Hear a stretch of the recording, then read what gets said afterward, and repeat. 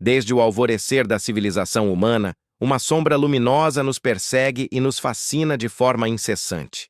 Através de vastos desertos, florestas impenetráveis e montanhas cobertas de gelo eterno, homens e mulheres de todas as eras relataram algo que desafia a lógica puramente materialista da nossa existência cotidiana. Foram visões de seres celestiais reluzentes que pareciam feitos de luz pura, vozes profundas que sussurravam segredos guardados sobre o funcionamento íntimo do universo, ou a sensação avassaladora de estar diante de uma presença cósmica absolutamente indescritível. Esses relatos não são exclusivos de uma única religião ou de uma cultura específica. Eles parecem ser um fio de ouro invisível que costura a complexa tapeçaria da experiência humana global. A busca pelo transcendente é talvez o nosso instinto mais antigo, persistente e misterioso. No entanto, o que aconteceria se a porta dourada para esses reinos celestiais não estivesse escondida em templos sagrados de pedra ou além das nuvens distantes, mas sim dentro de nós? E se cada visão mística, cada milagre relatado e cada toque do divino fosse, na verdade, o resultado de uma dança elétrica perfeitamente coreografada nos recônditos da nossa massa cinzenta? Esta é a provocação que abala as bases sólidas da fé e da ciência moderna. A possibilidade real de que essas experiências transcendentes não venham de um plano metafísico externo, mas de circuitos biológicos específicos dentro da nossa própria arquitetura cerebral. Imagine por um instante que o seu cérebro possui uma espécie de antena biológica refinada, calibrada para sintonizar frequências que normalmente ignoramos no dia a dia. Se essa antena existe, estaríamos apenas criando uma ilusão necessária para sobrevivermos à angústia da existência? Ou estaríamos finalmente encontrando o hardware orgânico que nos permite perceber uma realidade última que sempre esteve lá? Para investigar esse mistério profundo, surgiu uma disciplina fascinante e muitas vezes controversa chamada neuroteologia. Este campo de estudo rigoroso não busca provar a existência de um Criador nem negar a validade das religiões, mas sim compreender a base neurológica da espiritualidade. A neuroteologia mergulha nos lobos temporais e nas sinapses para entender como o cérebro processa o sagrado. A questão central que nos guia nesta jornada é tão inquietante quanto fascinante. Se de fato conseguirmos identificar com precisão o chamado ponto de Deus no cérebro, o que isso realmente significaria para a humanidade? Para os céticos, seria a prova definitiva de que Deus é apenas uma ilusão biológica sofisticada, um truque evolutivo projetado para nos dar conforto em um universo indiferente. Para os teólogos, no entanto, seria a evidência de que fomos fardados, ou seja, projetados com uma capacidade biológica de nos conectarmos com uma realidade superior que nos transcende. Seria o cérebro humano o inventor de Deus? Ou o receptor projetado por ele para captar sua presença? Essa dualidade nos leva a observar casos clínicos extraordinários que a medicina documenta há décadas com espanto. Um dos pontos de partida mais intrigantes para essa investigação envolve pessoas que sofrem de epilepsia do lobo temporal. Em certos momentos cruciais, antes ou durante uma crise, esses indivíduos não sentem dor ou medo. Pelo contrário, eles relatam um êxtase religioso de uma intensidade que as palavras dificilmente descrevem. Eles afirmam ver luzes divinas, sentir uma paz absoluta e compreender todos os mistérios da existência em um único piscar de olhos.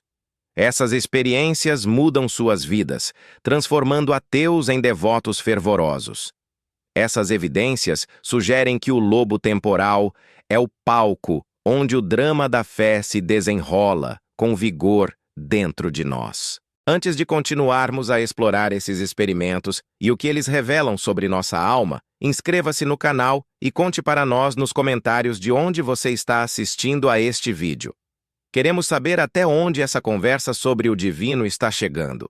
Esse sentimento de algo maior é algo que quase todos nós já experimentamos, mesmo que de forma sutil. Talvez tenha sido ao observar um pôr do sol magnífico, durante uma meditação profunda ou no silêncio de uma prece em um momento de crise pessoal. Você já sentiu uma presença inexplicável ao seu lado, mesmo estando sozinho? Já teve a sensação de que o tempo parou e você se tornou um só com o universo?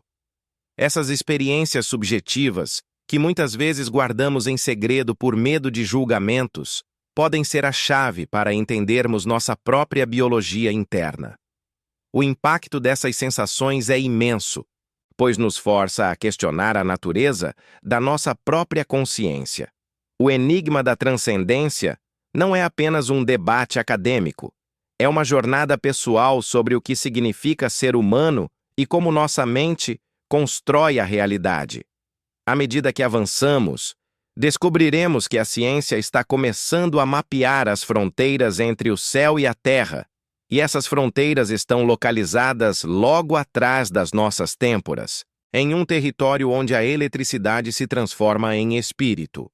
Para desvendar os mecanismos por trás dessas experiências arrebatadoras, o neurocientista Michael Persinger, na década de 80, decidiu levar o misticismo para dentro de um laboratório controlado no Canadá. Ele não buscava anjos em templos de pedra, mas as chaves eletromagnéticas que poderiam abrir as portas da percepção humana. Persinger desenvolveu um dispositivo que ficaria mundialmente conhecido como o capacete de Deus. Tratava-se de um equipamento aparentemente simples, adaptado de um capacete de neve, mas equipado com solenoides que emitiam campos eletromagnéticos extremamente fracos, direcionados especificamente para os lobos temporais dos voluntários. O objetivo era audacioso: induzir artificialmente um estado de transcendência em pessoas comuns, sem o uso de substâncias químicas ou décadas de prática meditativa. Persinger acreditava que a espiritualidade não era um mistério metafísico, mas uma propriedade emergente da atividade eletromagnética do cérebro humano. Os relatos que emergiram das salas silenciosas e escuras de seu laboratório foram, no mínimo, perturbadores para a ciência convencional da época. Muitos dos voluntários, sentados em poltronas confortáveis e isolados de qualquer estímulo externo, descreveram o que Persinger chamou de presença sentida. Mesmo sabendo racionalmente que estavam sozinhos em uma sala trancada, essas pessoas relatavam, com absoluta convicção, que havia alguém ali com elas. Para alguns, era uma figura sombria e protetora. Para outros, era a própria presença de Deus pairando sobre seus ombros, observando seus pensamentos mais íntimos com uma clareza assustadora. O cérebro, sob o estímulo magnético, parecia perder temporariamente a capacidade de distinguir entre o eu interno e o outro externo, projetando um sentido de presença em um espaço vazio. Essa sensação não era percebida como um mero pensamento abstrato, mas como uma realidade física e emocional palpável, capaz de provocar arrepios profundos, lágrimas de profunda emoção e uma sensação de paz absoluta que muitos nunca haviam experimentado anteriormente em suas vidas.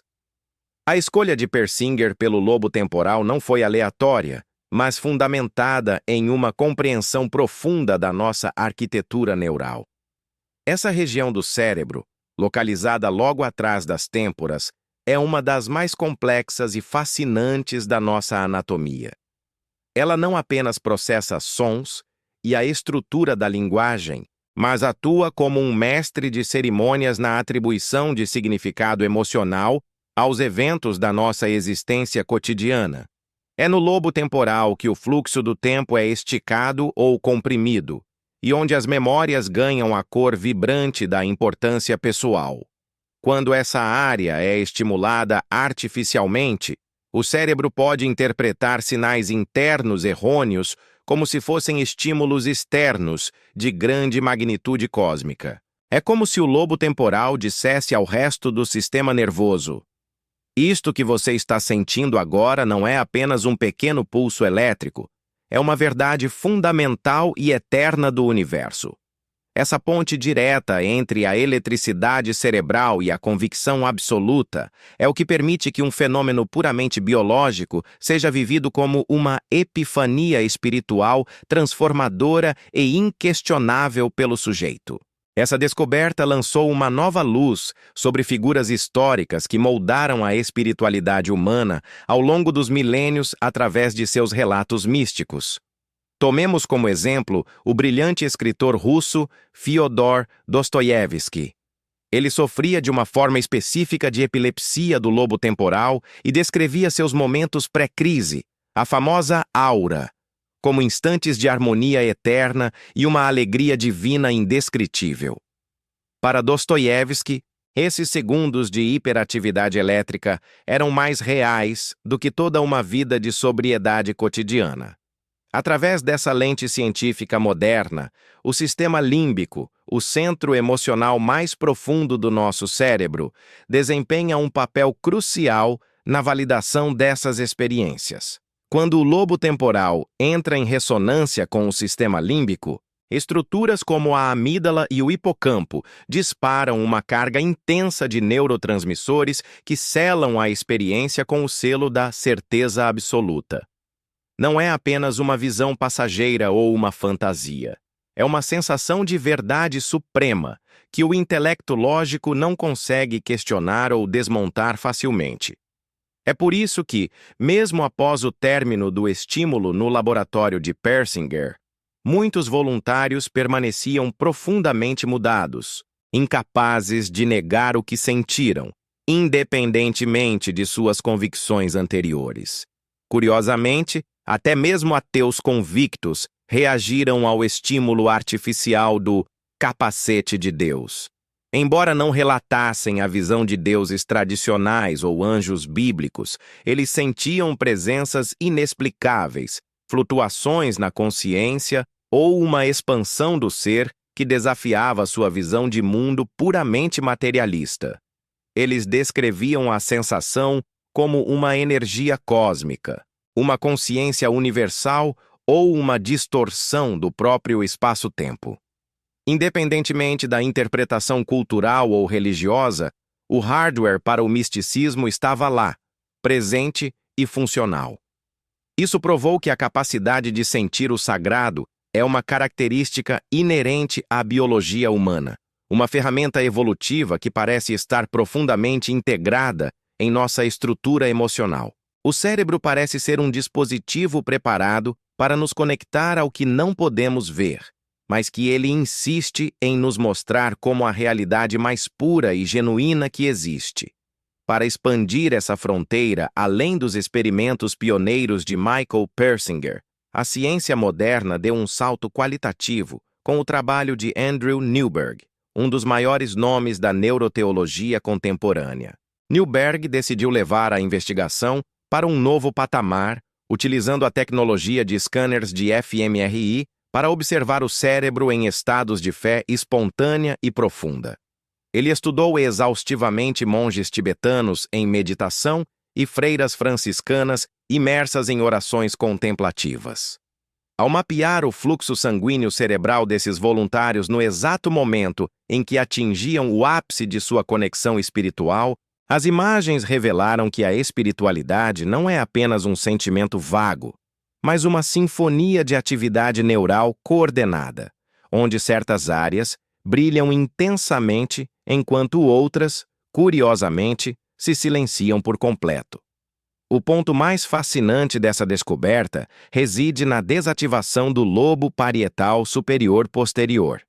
Esta região específica funciona como o nosso GPS interno, sendo responsável por definir as fronteiras físicas entre o nosso corpo e o mundo exterior. Em circunstâncias normais, o lobo parietal nos diz onde terminamos e onde o ambiente ao redor começa. No entanto, Newberg observou que, durante o êxtase meditativo ou a oração intensa, essa área fica subitamente privada de estímulos. O resultado subjetivo dessa queda de atividade é avassalador. O praticante perde a noção das fronteiras de si mesmo. As paredes entre o eu e o todo simplesmente caem, e a consciência se expande para preencher o infinito. Para o fiel, essa é a união mística com Deus. Para a ciência, é a manifestação de um cérebro que suspendeu sua autopercepção física para abraçar a unidade absoluta com o cosmos. Sob o prisma da perspectiva evolutiva, a existência de um ponto de Deus sugere que a espiritualidade foi uma vantagem adaptativa fundamental para a nossa espécie.